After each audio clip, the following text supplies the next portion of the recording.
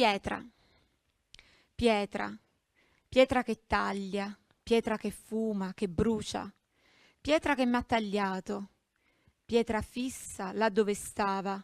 Io ci andavo saltando e saltando me ne andavo, piccolo, e là stavo.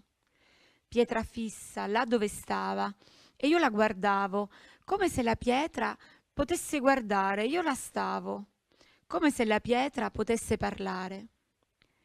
Pietra, pietra che si agita, e mi dicevo, com'è?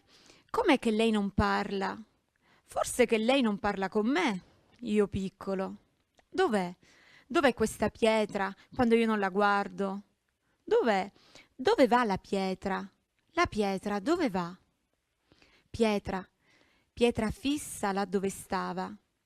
E io la volevo abbracciare, come se la pietra potesse abbracciare, come se fosse carne, come se potessi entrare tutto in questa pietra.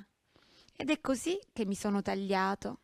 Guarda il sangue, guarda, sentila com'è calda questa pietra. Una cosa calda dovrebbe essere tenera. Com'è che questa pietra è dura? Io piccolo che guardavo come se la pietra potesse guardare con quegli occhi che avevo. Dove se ne sono andati questi occhi? Pietra, pietra che si agita nell'acqua. Dov'è? Dov'è la mano che ti ha gettato? Dov'è?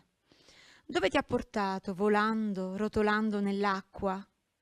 Pietra, pietra che si agita, pietra che taglia, pietra che fuma, che brucia, che nessuno la voleva, e io sì, che nessuno la voleva, e io sì ancora, come se lei potesse parlare, come se lei potesse piangere, come me che ero piccolo e piangevo.